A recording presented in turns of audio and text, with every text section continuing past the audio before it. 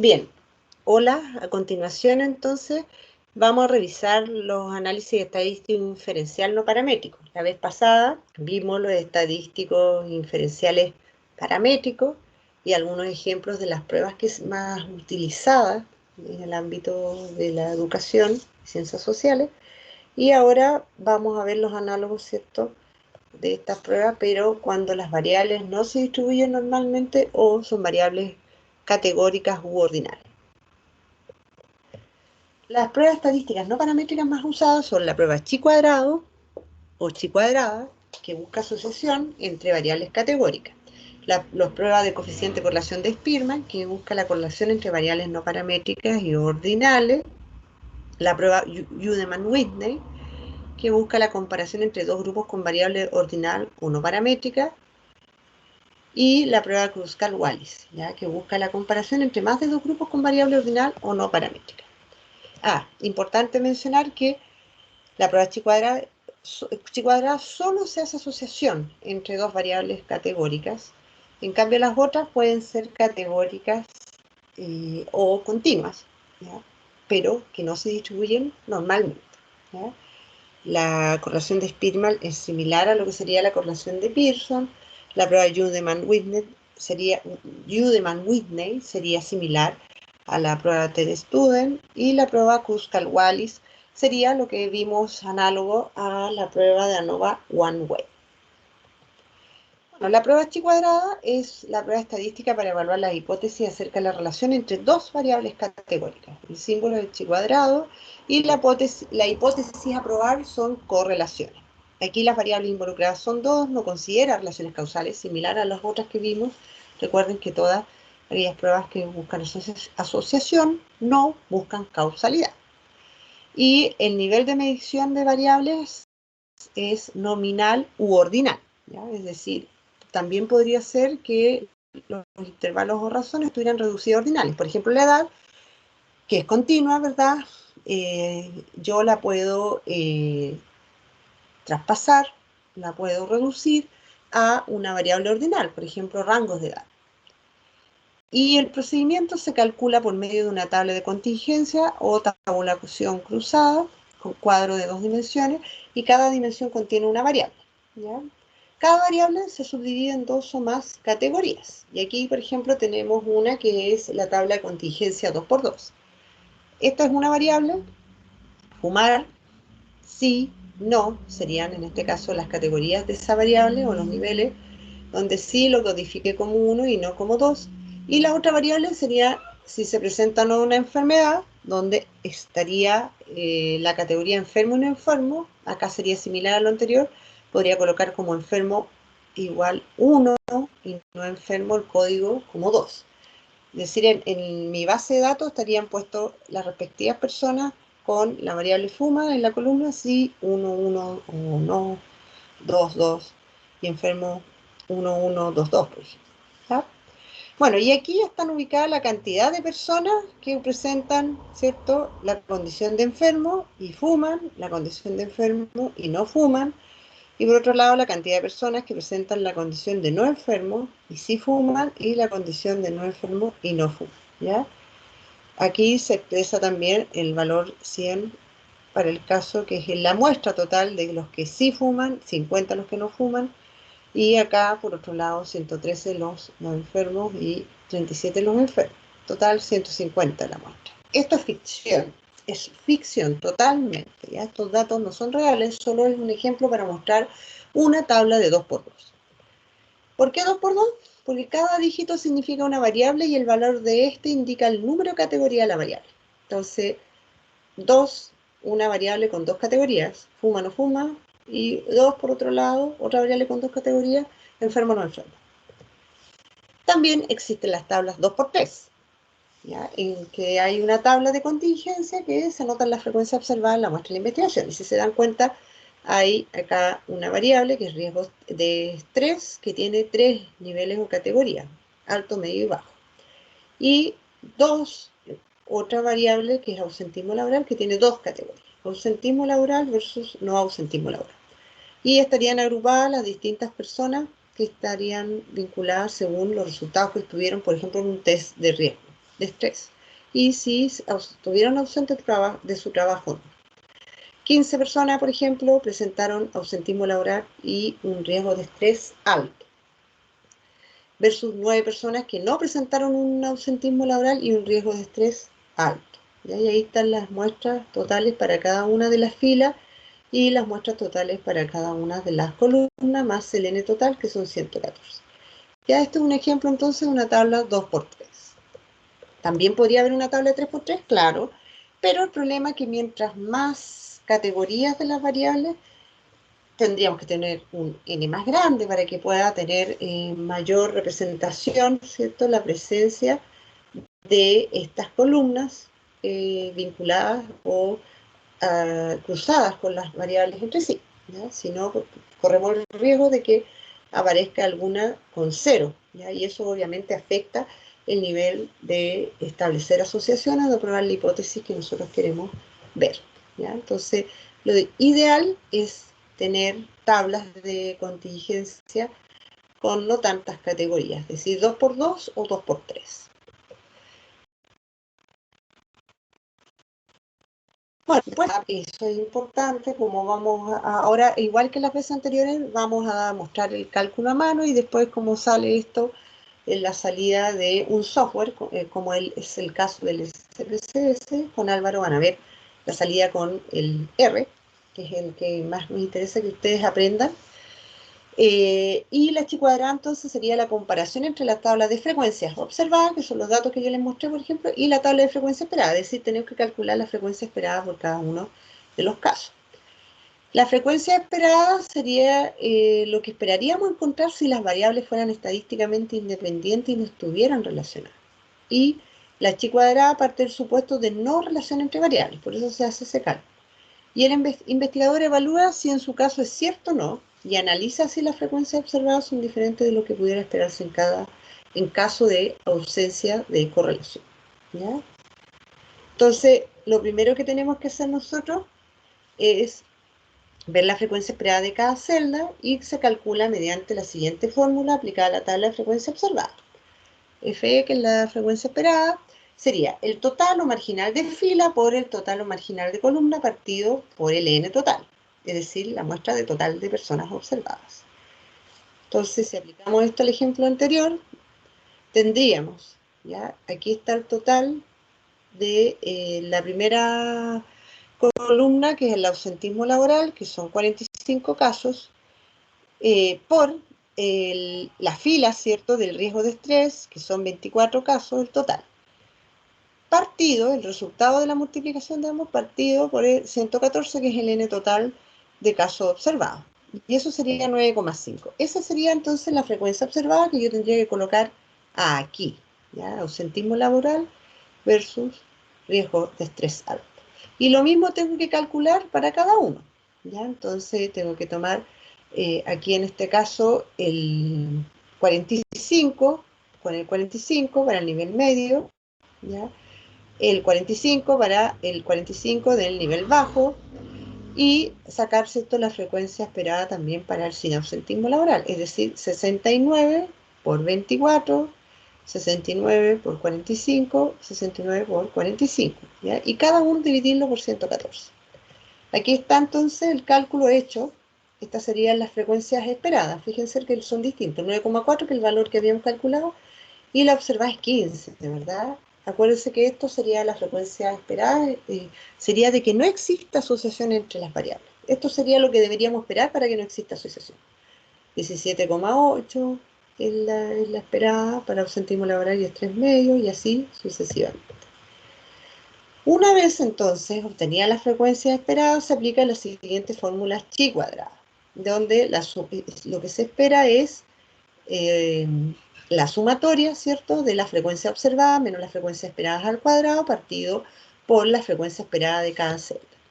Y esto entonces se calcula en cada celda la diferencia entre la frecuencia observada y la esperada. Después eso se eleva al cuadrado, esa diferencia, y se divide entre la frecuencia esperada y luego se suman tales resultados y eso va a ser el chi cuadrado obtenido. Y aquí está, si se dan cuenta no es tan difícil hacerlo a mano, pero obviamente que el software te lo va a sacar al tiro y vas a demorarte menos. Incluso te saca hasta el nivel de significancia, no hay que ir a las tablas a ver si efectivamente este chi cuadrado muestra asociación o no entre ambas variables. Bueno, aquí está entonces la frecuencia observada que nosotros vimos. Acá están las celdas, ausentismo, ¿verdad? Y estrés alto, ausentismo, estrés medio, ausentismo, estrés bajo, sin ausentismo, estrés alto, sin ausentismo, estrés medio, sin ausentismo, estrés bajo.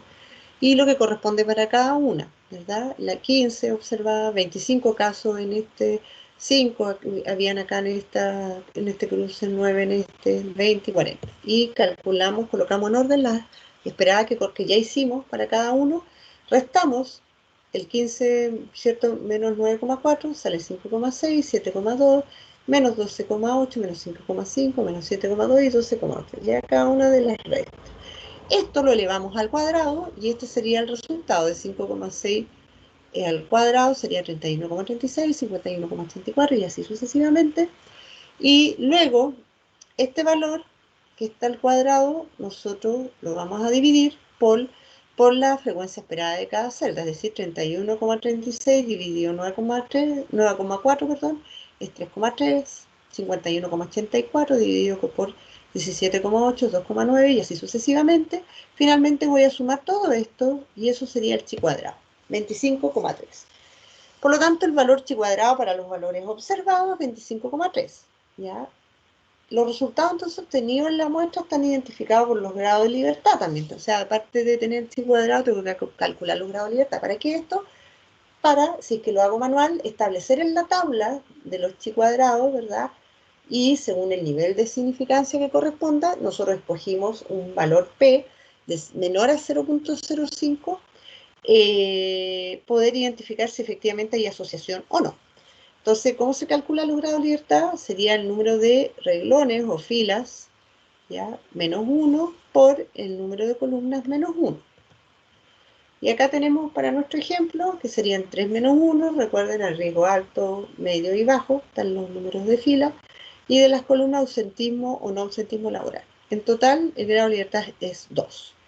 Entonces ahora se revisa la tabla de distribución chi cuadrado y elegimos el nivel de confianza. Podemos elegir el 0,05 o el 0,01, nos quedamos con el 0,05 y cualquier valor chi cuadrado igual o superior al de la tabla se concluye que las variables están relacionadas, es decir, que hay asociación entre ellas. Entonces, para nuestro ejemplo, si nosotros miráramos acá la tabla, no está, pero aquí sí le puse el valor. ¿Ya? El valor que se necesita superar o igualar a un 0,05 es 5,991. Es importante que el grado de libertad me permite ubicar dentro de los valores 0,05 qué valor corresponde a ese nivel y por ende yo puedo en el fondo con el valor de este cuadrado calculado ver si es igual o mayor a este número y si es igual, o sea, si es mayor, perdón. Recuerden que lo que obtuvimos fue 25,3.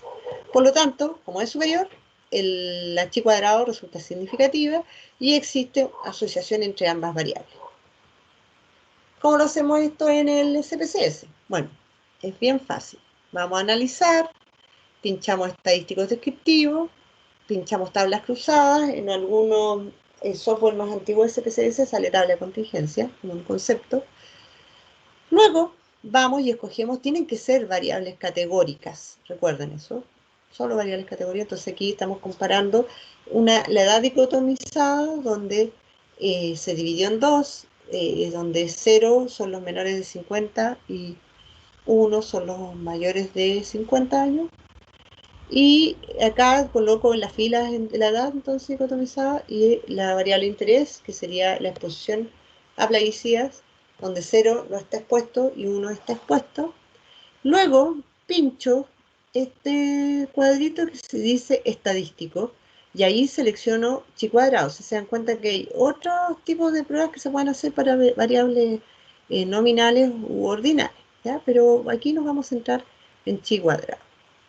Luego colocamos continuar y volvemos a esta tablita, vamos a volver a esta tablita y vamos a pinchar casillas. Y en la parte que dice casilla, nosotros, esto lo dejamos tal cual, sale por defecto, los recuentos tienen que ser los observados, ¿ya? Y los porcentajes vamos a escoger columna. ¿Qué significa eso? Que nos va a salir el porcentaje asociado a el expuesto a plaguicida por la edad y los no expuestos a plaguicida por la edad, respectivamente, según la casillita, ¿ya?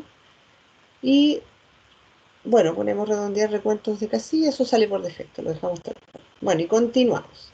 Y la salida es esta, te sale efectivamente las características de los casos, te muestra si hay datos perdidos, aquí no hay. Luego te sale el estadístico que yo seleccioné, donde está la tablita de cruzado o de contingencia, y ustedes pueden observar que está ordenadita, en una tabla 2x2, ¿verdad? Estarían los no expuestos y expuestos a plaguicida y los que estarían en el rango de edad de menores 50 y mayores 50. Y te sale la cantidad, los recuentos son la cantidad de personas ubicadas ahí y el porcentaje con respecto a la exposición.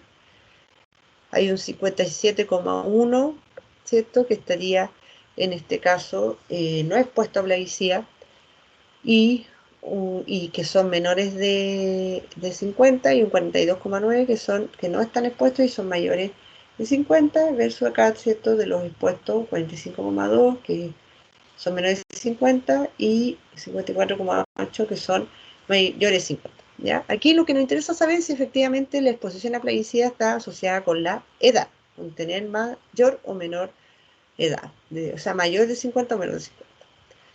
¿Y qué sale acá? Bueno, ustedes pueden ver aquí que aquí está el chi cuadrado, ¿verdad? No me sale significancia.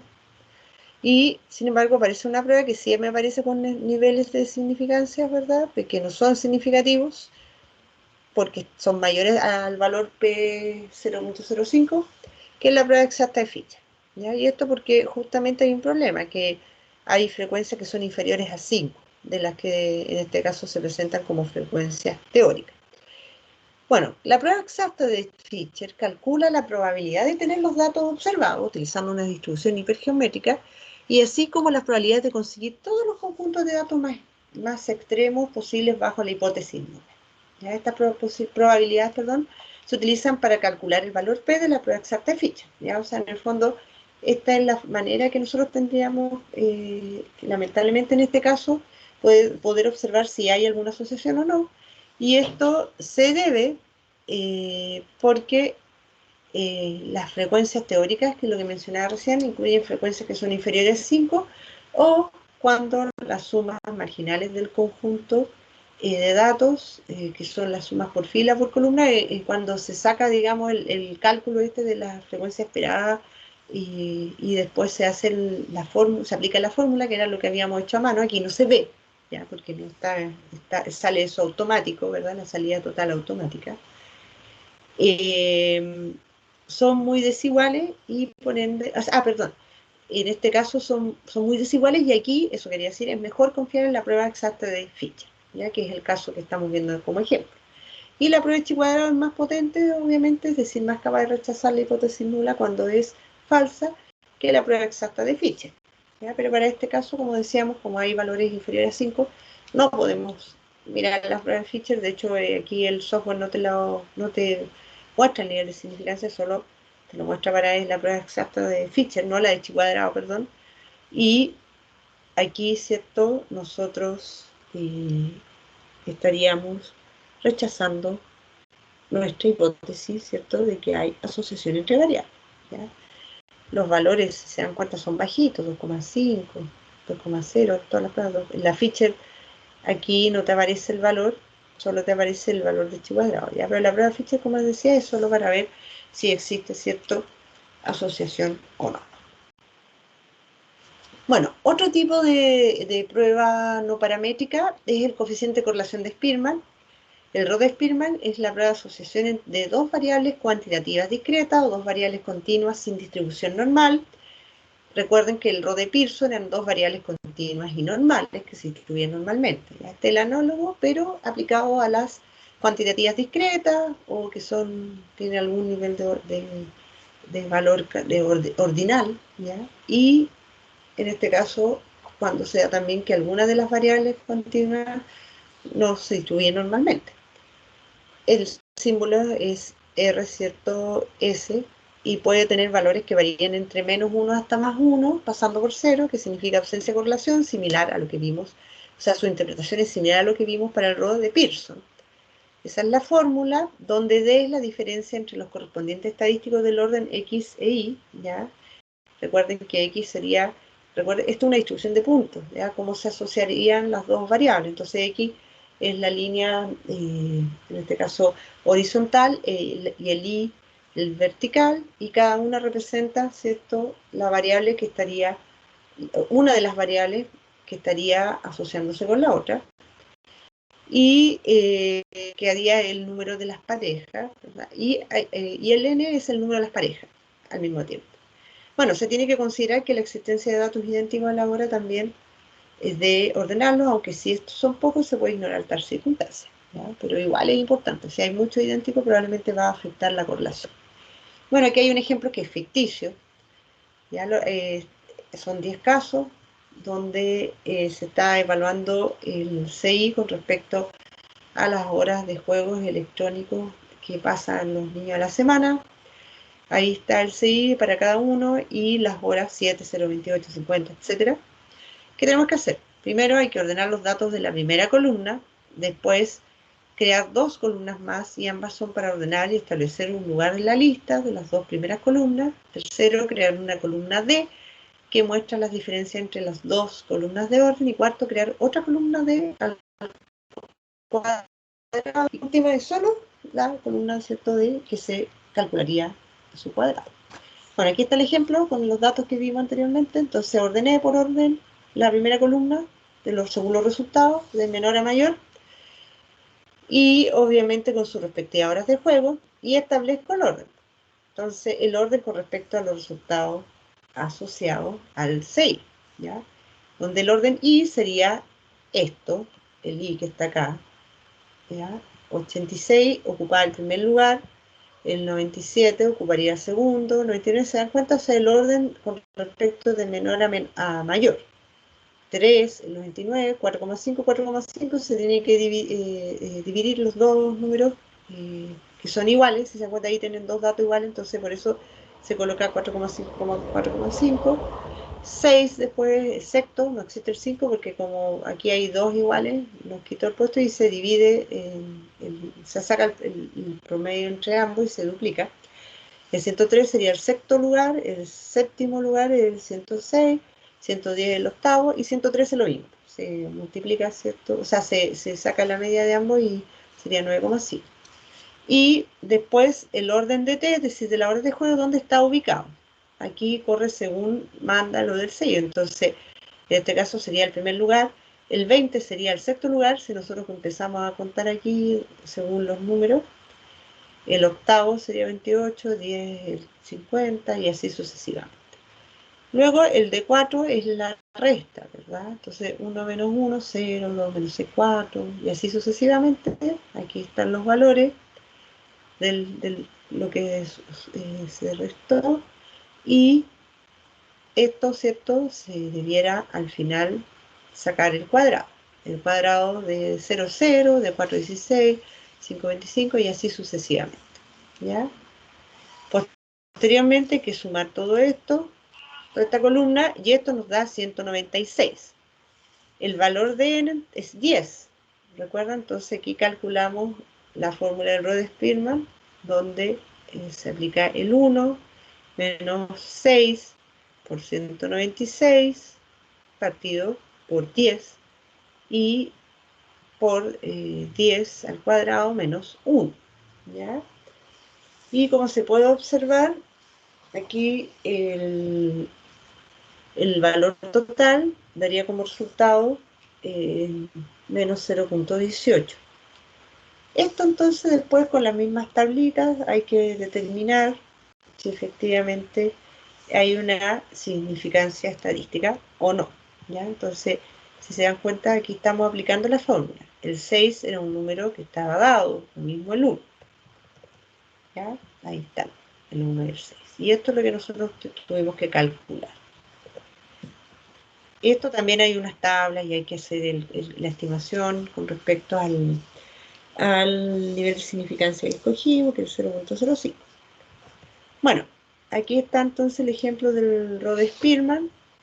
Ya, aquí nosotros vamos a analizar correlaciones igual que el de Pearson, se selecciona bivariada y si se dan cuenta aquí yo coloqué una serie de variables, tanto ordinales como continuas, ¿ya? Pero donde todas estas no se distribuyen normalmente. Me parece que esa sí, total sí se distribuía normalmente, pero las demás no, ¿cierto? Son ordinales. Y coloco Spearman, ahí está la de Pearson al ladito, aquí no corresponde aplicarlo, entonces Spearman, bilateral, porque me interesa ver si hay asociación o no. Y esa es mi hipótesis, y coloco aceptar. Y esta es la salida que te sale, similar a la de Pearson. Y se interpreta de la misma forma, ¿ya? Entonces acá, por ejemplo, aquí me observa, si se encuentra tiene los asteriscos, me observa una correlación significativa menor a 0.01 y donde tengo que los reflejos cutáneos se asocian con los reflejos profundos moderadamente. Es media baja esa correlación, ¿cierto? O sea, no es tan fuerte, ¿no? Y si observamos aquí hay otras correlaciones más bajas aún. Por ejemplo, bueno, esa es moderada, yo diría que no es mala con respecto a todo lo que estoy viendo acá. Pero aquí, por ejemplo, esta es una correlación negativa. Es decir, y en este caso estaría,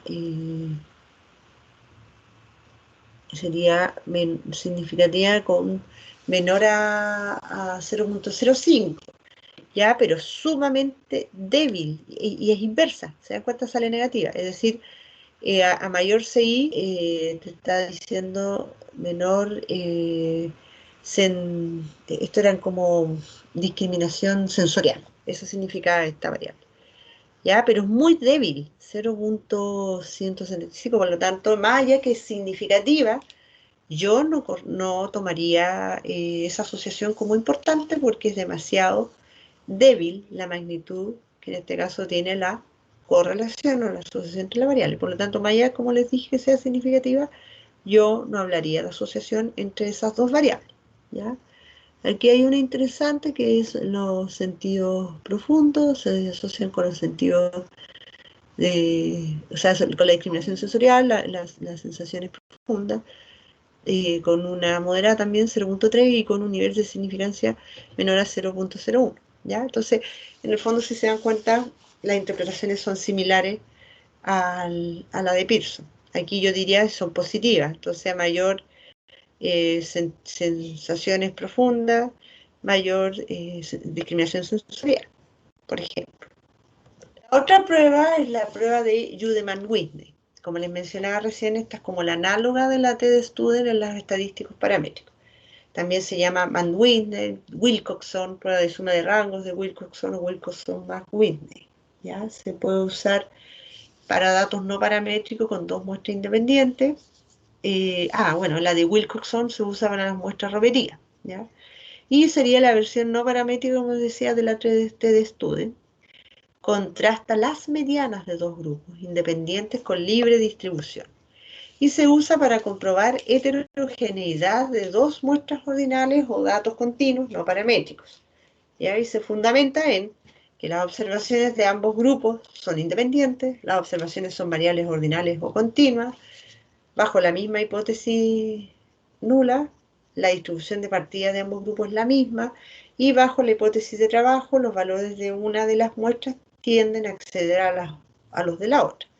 ¿Ya? Aquí entonces nosotros esperamos lo mismo, que el cálculo, ¿cierto?, de estos rangos sea menor a 0.05. Ya vamos a explicar.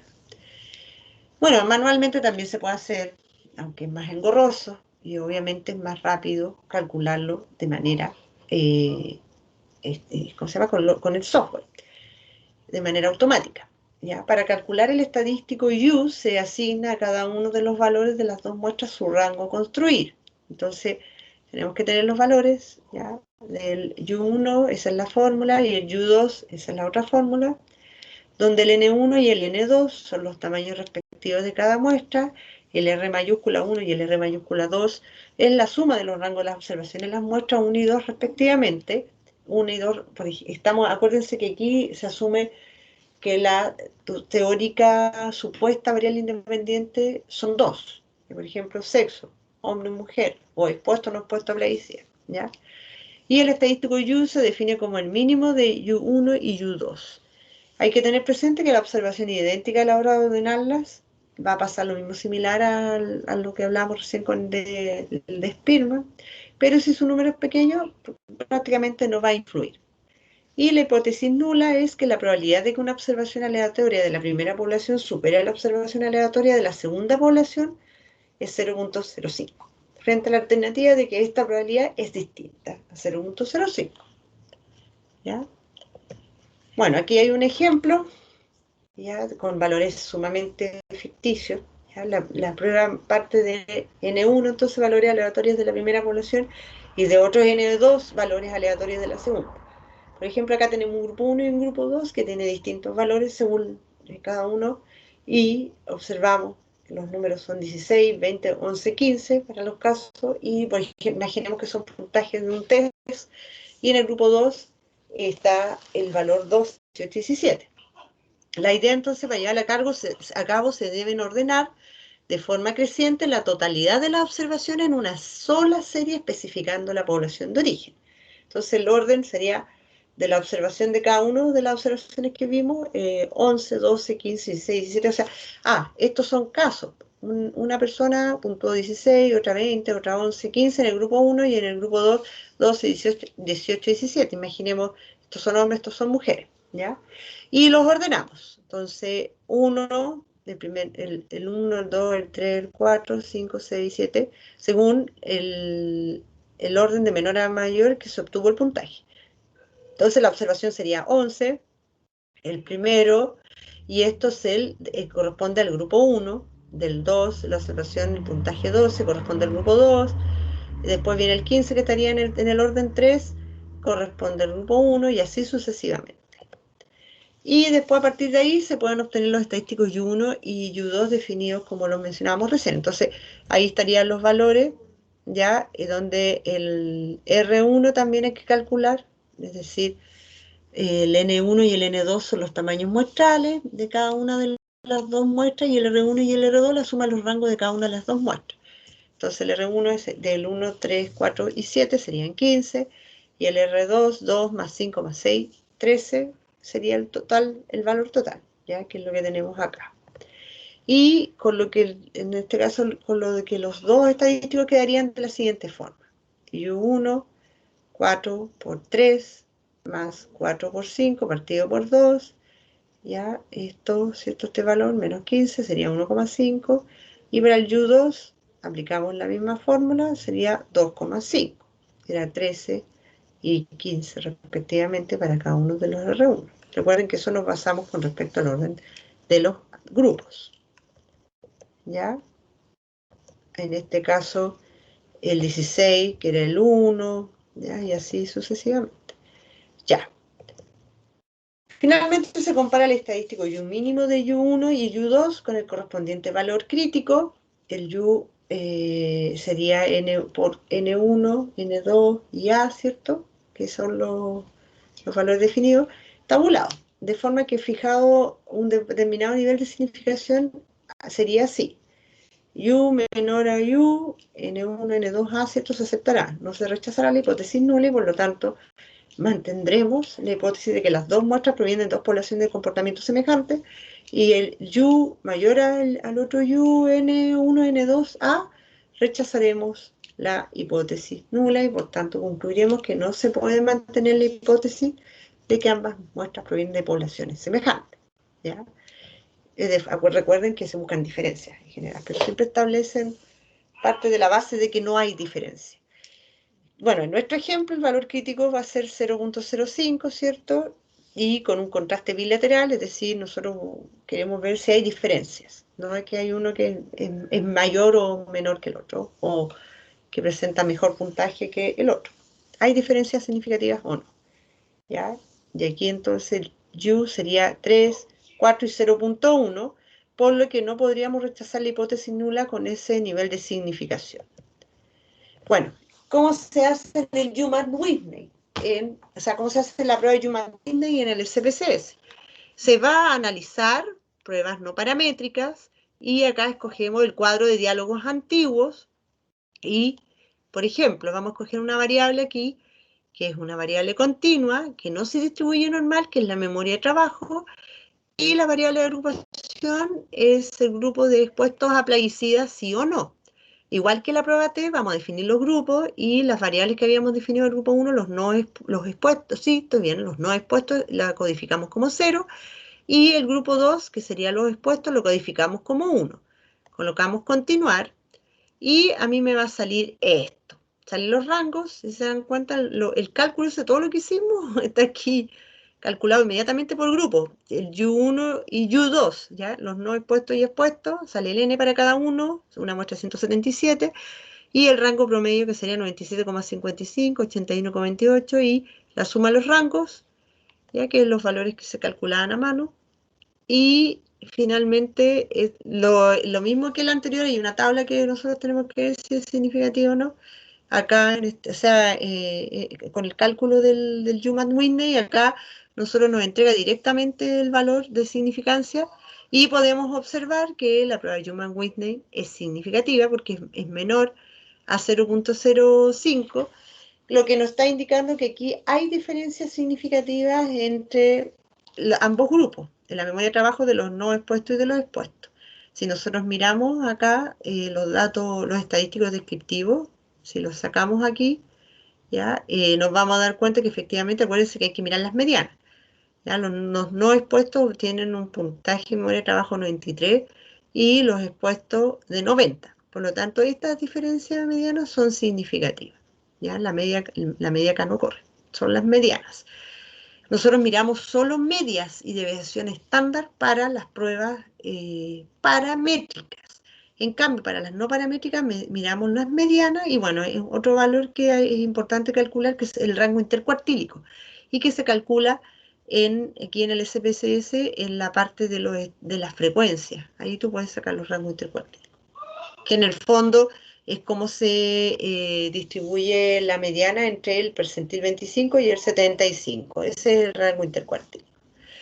Bueno, la otra prueba es la prueba Kruskal-Wallis, que es un método no paramétrico para probar si un grupo de datos proviene de la misma población, es similar a la ANOVA de un factor, se usa con datos categóricos continuos, es una extensión de la prueba Udeman-Whitney para 3 o más grupos en una variable, no asume la normalidad en la variable de interés o la variable dependiente, ¿verdad? Teóricamente, y la hipótesis nula, los datos vienen de la misma distribución, ¿ya? Es lo mismo que la anterior, hipótesis nula para la Udeman-Whitney.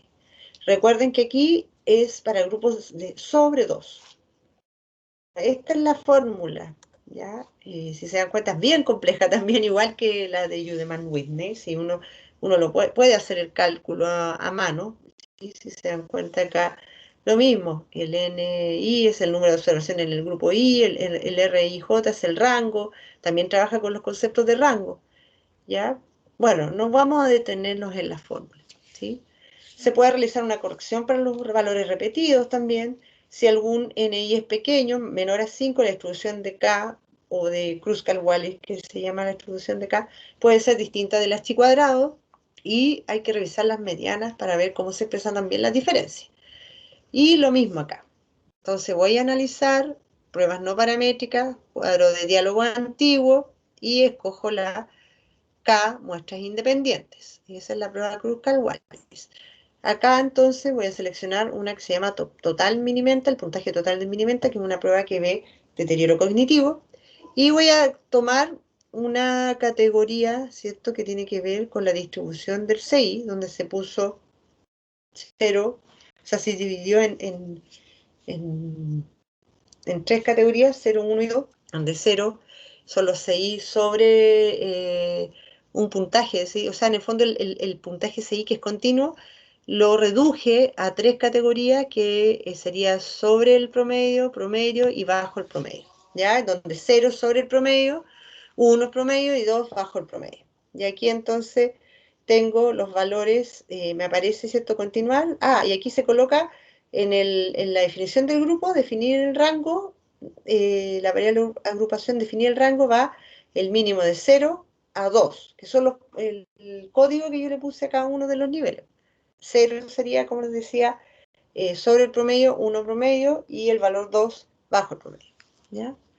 Y acá obtengo entonces estos valores, el rango promedio por cada uno. Si se dan cuenta, hay 4 arriba del promedio, 63 bajo, son promedio, 110 bajo el promedio, en un total de 177. Y me aparece un valor en la cruz Calwally. La cruz Calwally te da un chi cuadrado, ¿ya? Que es 41,6, donde el grado de libertad es 2 y en este caso es significativa, ¿ya? Si nosotros tomamos un valor de menor a 0,05. Si se dan cuenta, aquí en cambio la prueba te da o sea, directamente la prueba Human-Whitney, una W de Wilcoxon o la Z, ¿cierto? Que es la puntuación Z, que te establece, ¿cierto? La diferencia que se da entre los dos grupos, ¿ya? Y en el Kruskal-Wallis, en cambio, es un valor chi cuadrado, ¿ya? Esto quiere decir que hay diferencias entre ambos grupos. Y si miramos la mediana, efectivamente, las personas que están arriba del promedio tienen mejor puntaje que las personas que están bajo el promedio, y las personas del promedio también tienen un mejor puntaje que las de bajo el promedio. Entonces esto te está indicando que hay diferencias significativas entre los tres.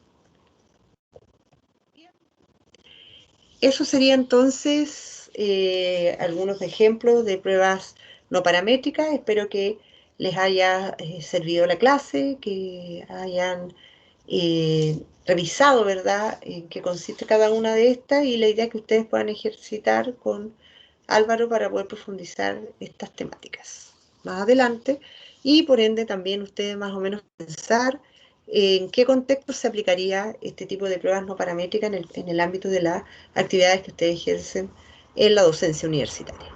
Muchas gracias.